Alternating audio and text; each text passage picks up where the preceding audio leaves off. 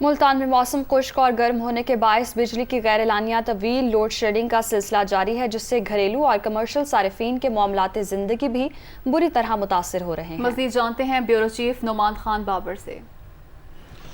जी बिल्कुल, मुल्तान का मौसम आज भी खुश्क और गर्म है और ज़्यादा से ज़्यादा दर्जा हरारत जो है 42 सेंटीग्रेड तक जाने का इम्कान है, जिसकी वजह से बिजली की जो कंजम्पशन है वो काफ़ी हद तक बढ़ गई है। मैपको को 11 अजला के लिए इस वक्त 3200 मेगावाट जो है बिजली दरकार है, लेकिन 2600 मेगावाट जो है बिजली फ्राहम की जा रही है, जिसकी वजह से लोड शेडिंग का जो दौरानिया है मुसलसल बढ़ता जा रहा है। इस वक्त शहरी इलाकों में 4 घंटे तक की जो लोड शेडिंग की जा रही है, उसके साथ साथ देही इलाकों में ये दौरानिया जो है 6 घंटे तक पहुँच चुका है, जबकि मैपको की जानिब से 2 घंटे का शेड्यूल जो है वो जारी किया गया, जिस पर अमल दरामद नहीं हो रहा है। इस वक्त सार्फिन से बात करते हैं। जी, आए रोज़ बताते नहीं है कि लोड शेडिंग किस टाइम करनी है, किस टाइम नहीं करनी। बार बार ट्रिपिंग की वजह से हमारे घर का जो फ्रिज था वो जल गया है।